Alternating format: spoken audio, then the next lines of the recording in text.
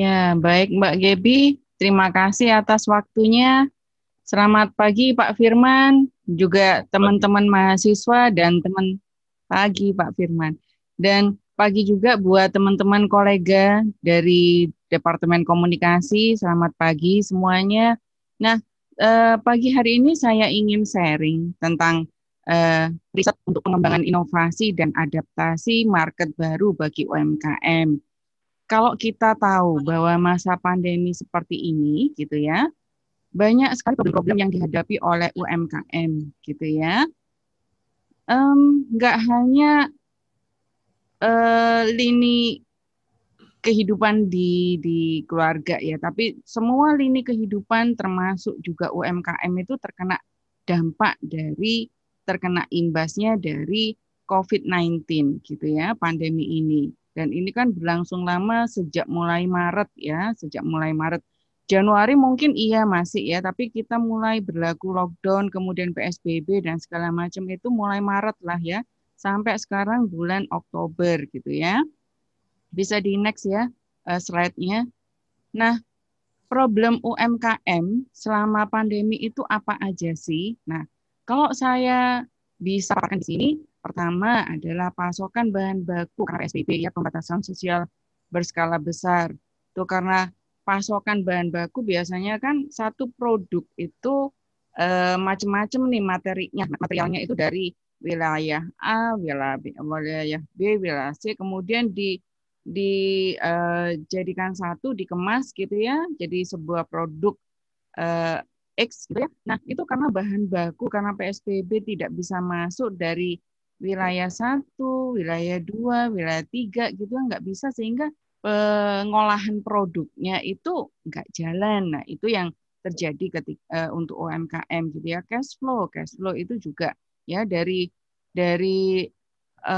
investasi yang sudah dikeluarkan, modal yang sudah ditanamkan gitu ya. Karena nggak ada lagi peredaran penjualan-penjualan ya, yang dijual itu yang nggak ada karena bahan baku belum belum murni semuanya dapat gitu ya, atau mungkin karena distribusinya, nah itu kan akhirnya um, mulai nih ada masalah gitu ya. Yang ketiga, itu permintaan dari pasar itu menurun gitu ya. Dan distribusi terhambat. Ya, terhambat. Sangat terhambat ketika ada PSBB dan lockdown.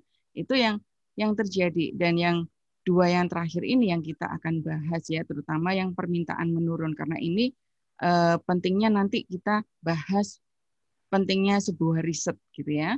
Next, kenapa permintaan menurun gitu ya? Permintaan menurun karena pendapatan pendapatan seseorang ya tidak lagi seperti yang sebelum masa pandemi ya, begitu banyak job, begitu banyak em, apa namanya, income yang lain gitu ya, job-job yang lain yang bisa menambah gitu ya. Ini mulai turun nih.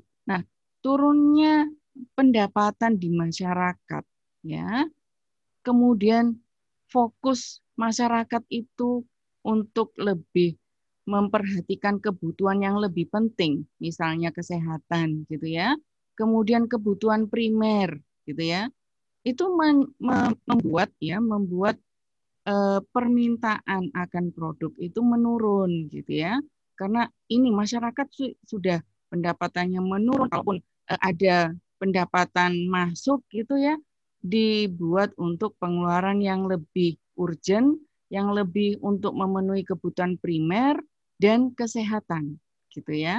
Yang ketiga, itu mereka para masyarakat ini takut untuk keluar rumah gitu ya, untuk keluar rumah. Nah, ini nih karena permintaan menurun, daya daya beli juga turun, takut untuk keluar karena ancaman COVID itu ya. Dulu sih memang awal-awal kayaknya dianggap COVID itu mengada-ngada gitu ya, tapi ternyata kan beneran ada gitu ya, beneran ada, dan itu yang membuat orang itu takut untuk keluar rumah, untuk enggak lagi nongkrong gitu ya, untuk ke kafe, kemudian ke mall dan seterusnya. Itu mulai nih ya, mulai untuk takut. Nah, di sini karena ini kondisi seperti ini perlu UMKM itu berpikir plan A, plan B, plan C, dan seterusnya plan-plan yang ada gitu ya. Ini di sini UMKM itu ditantang untuk melakukan terobosan yang kreatif yang diperlukan dan dibutuhkan oleh konsumen saat ini gitu ya. Dan ini kita perlu riset gitu ya, perlu riset. Nah, next kita paham nih pentingnya riset bagi UMKM itu apa sih? Pertama untuk mengambil peluang, ya, mengambil peluang. Peluang itu apa sih?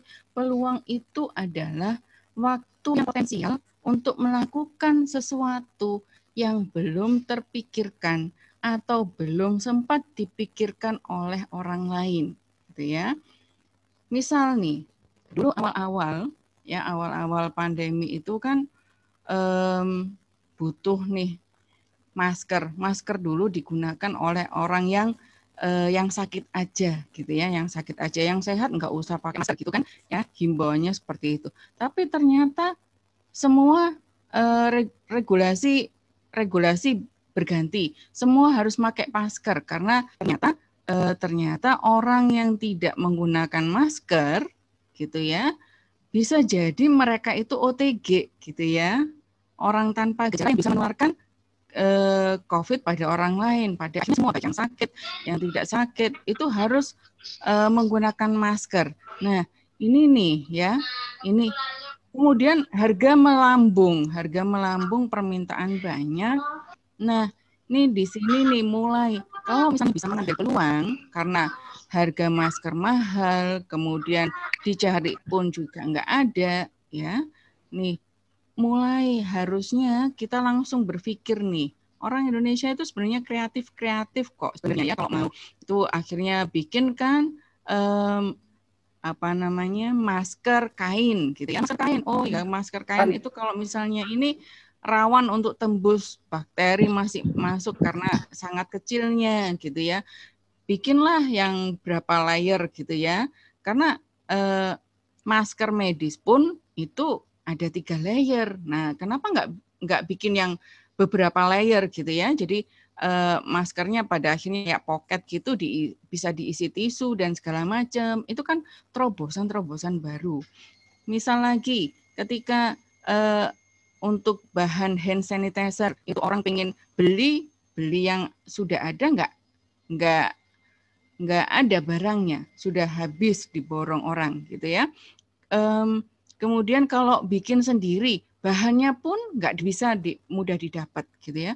Indonesia ini banyak bahan-bahan yang bisa dipakai nih gitu ya. Hand sanitizer kalau misalnya pakai daun sirih itu kan juga bisa mengurangi bakteri, kuman gitu ya, mematikan itu juga bisa dipakai sebenarnya. Itu kalau misalnya ini peluang juga nih gitu ya. Atau mungkin juga untuk herbal vitamin nih ya, vitamin. Harga mahal, obat-obatan mahal. Nah, Indonesia banyak ini yang bisa bahan-bahan yang bisa digunakan yang herbal itu ya, jahe dan segala macam itu mulailah ya dibuat untuk peluang, tapi tolong kalau misalnya harga yang ini supaya ini juga pertama juga menolong orang lain, kemudian ini juga kalau dibilang ini kan urgent gitu ya, dan bahan itu jangan dong dimonopoli gitu ya, jangan dimonopoli. Kemudian, nah kalau misalnya dipasarkan, nah harganya yang sesuai dengan masyarakat gitu ya. Ini nanti kita penting juga untuk survei harga dan segala macam. Kemudian yang kedua, pentingnya riset itu untuk apa sih? Untuk melihat tren pasar gitu ya. Kita tahu bahwa gaya hidup, style gitu ya, permintaan konsumsi masyarakat itu selalu berubah gitu ya. Nah, ini penting dengan adanya riset kita tahu bisa melihat perubahan pergeseran kebutuhan ya, kebutuhan dan keinginan dari konsumen gitu ya. Itu. Ketiga, pentingnya riset UMKM itu adalah meminimalisir risiko. Kalau kita sudah riset, kita sudah based on data, sudah kita pegang. Nah, kita kalau sudah invest sesuatu ya, uang untuk memproduksi barang atau menjual barang nih, Kalau sudah diriset duluan, pasti resikonya akan minim gitu ya, akan rendah resikonya itu. Yang keempat, bisa menciptakan cara komunikasi. Kalau kita sudah riset duluan UMKM ini, kita bisa tahu, oh ternyata produk saya ini lebih cocok untuk anak muda. Oh produk saya lebih cocok untuk ibu-ibu gitu ya. Sehingga cara berkomunikasi dengan ibu-ibu, dengan anak muda itu akan beda gitu ya. Tagline-nya yang diambil juga akan beda gitu ya. Yang ditekankan itu juga akan beda. Ini yang harus diinikan dulu sebelum kita memasarkan atau mempromosikan produk. Jadi riset dulu semuanya, based on riset gitu ya. Nah, next ya, langkah-langkah riset itu apa sih? Apa aja gitu ya. Seperti halnya kita bikin tulisan ya, annual apa namanya? 5W1H gitu ya. Nah, sama dengan riset ini juga kita tetapkan dulu why. Kita tetapkan dulu alasan kita melakukan bisnis ini apa sih? Jangan sampai kita itu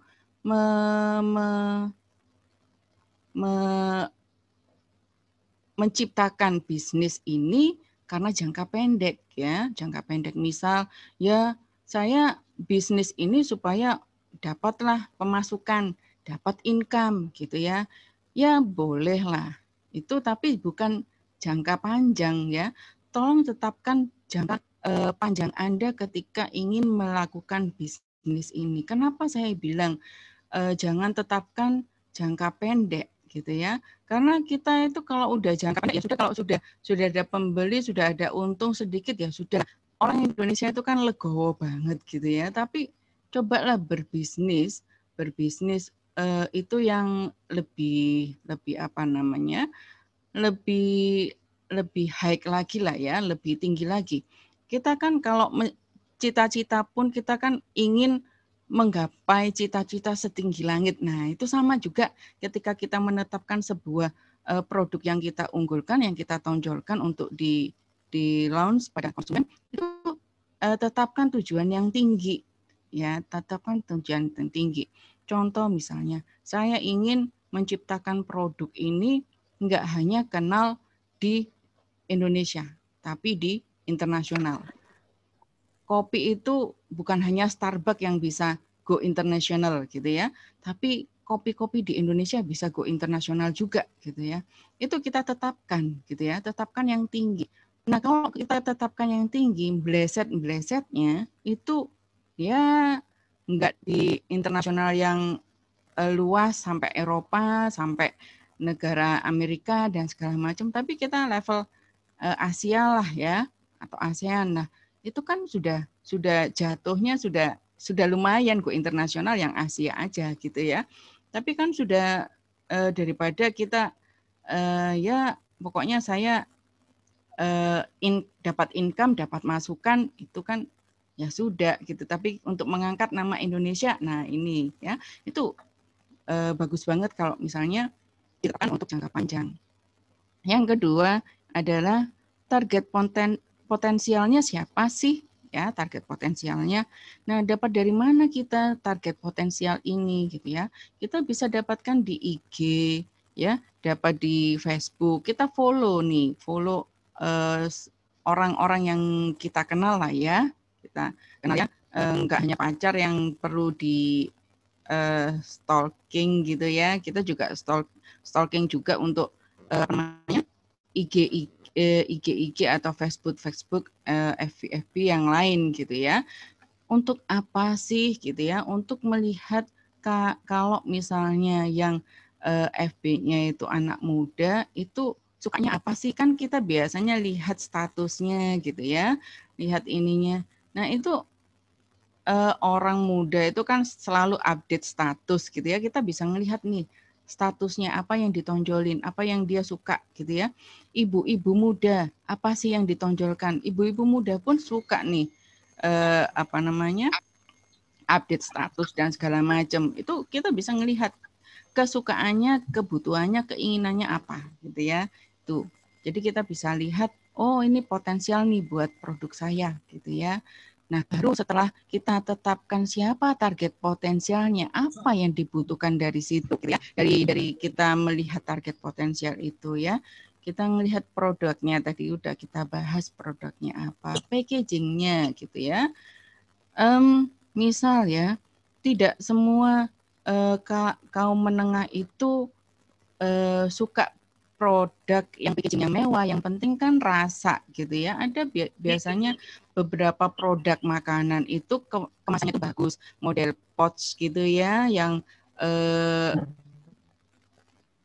apa namanya, yang lebih glossy ya. Kalaupun misalnya ini kan akhirnya dampaknya pada price-nya itu, dampak pada harga produk ketika kemasannya bagus, harganya kan juga ikut naik gitu ya.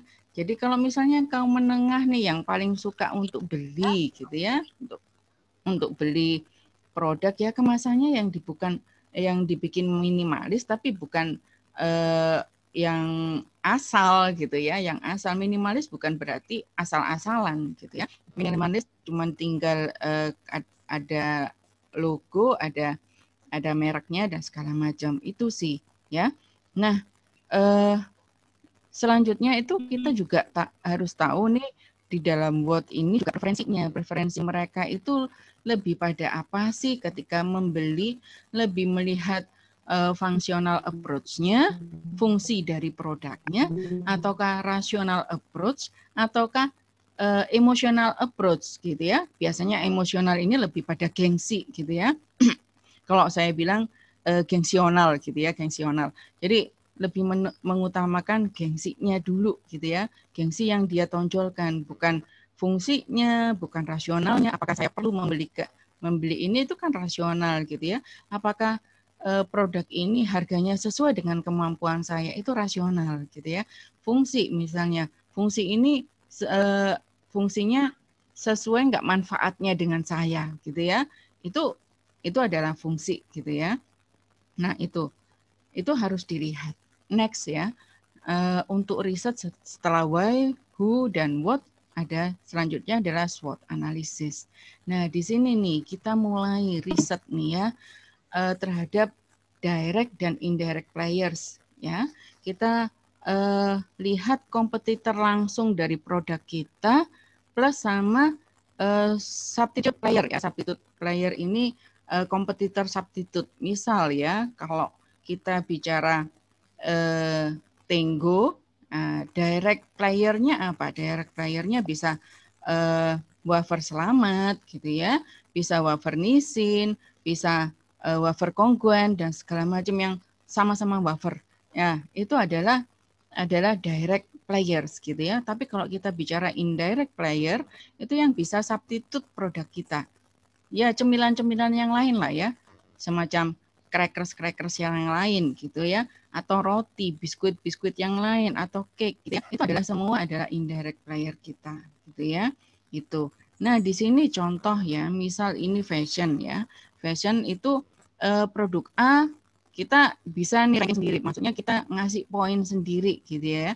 Kita ngasih penilaian 1 itu rendah ya, 5 itu tinggi. Nah, produk A itu bahannya bagus gitu ya, kualitasnya.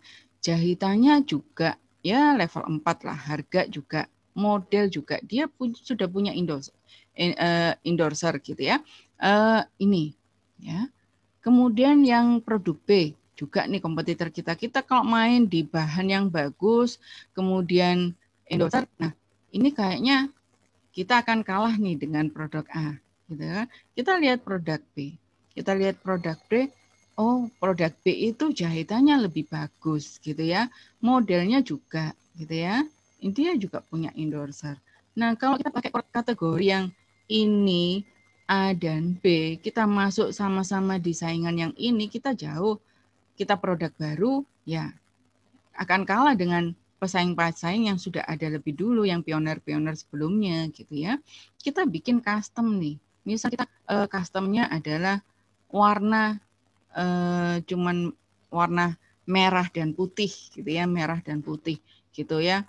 Customnya ukuran yang yang ukuran yang gede-gede lah ya, ukuran yang gede. Biasanya fashion itu ukurannya yang kecil-kecil, yang slim-slim, ini yang ukuran gede lah, triple X atau berapa gitu ya, yang lebih gede. Nah ukurannya itu kita bisa menjajal yang ini, gitu ya. Itu yang belum ada pemainnya, gitu.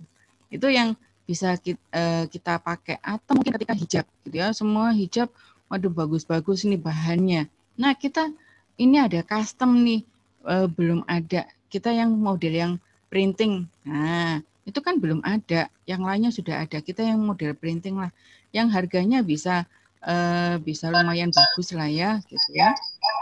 Seperti yang dilakukan oleh anak-anak autis itu, ada yang memproduksi itu hijab itu pakai yang kayak semacam jemputan gitu ya, ada yang painting ya, dia kreasi painting dan segala macam, itu bisa banget gitu loh ya, bisa banget sebagai produk baru gitu ya.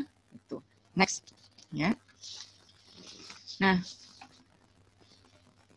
langkah riset yang lain setelah yang tadi SWOT analisis, yang kelima itu adalah kita memberikan merek atau branding gitu ya. Nah, kita harus bedain dulu nih, merek itu apa, brand itu apa, branding itu apa, supaya kita paham, kita jelas gitu ya. Merek itu adalah nama produk. Produk itu bisa barang, bisa jasa gitu ya.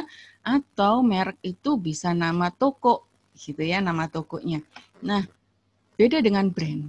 Kalau brand itu adalah nama atau merek yang mengandung makna atau value yang membedakan produk satu dengan produk yang lain, ya. Value-nya beda gitu loh, ya. Yang disasar beda. Gitu ya, value-value-nya.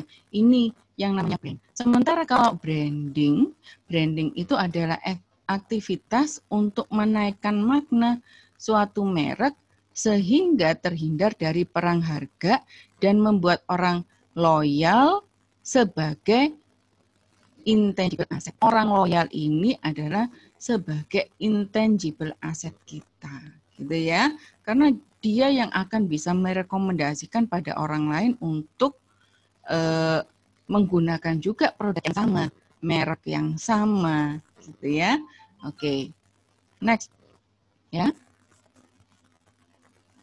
Biasanya alasan untuk membuat brand itu, kalau ada mini riset itu ya, mini riset itu 54 orang itu bikin brand supaya mudah dikenal dan mudah diingat gitu ya. 27% agar mudah jualan. 19% untuk loyalitas. Nah, jangan sampai membuat brand sudah susah-susah nih ya. Sudah riset dan segala macam, sudah bikin brandnya ini hanya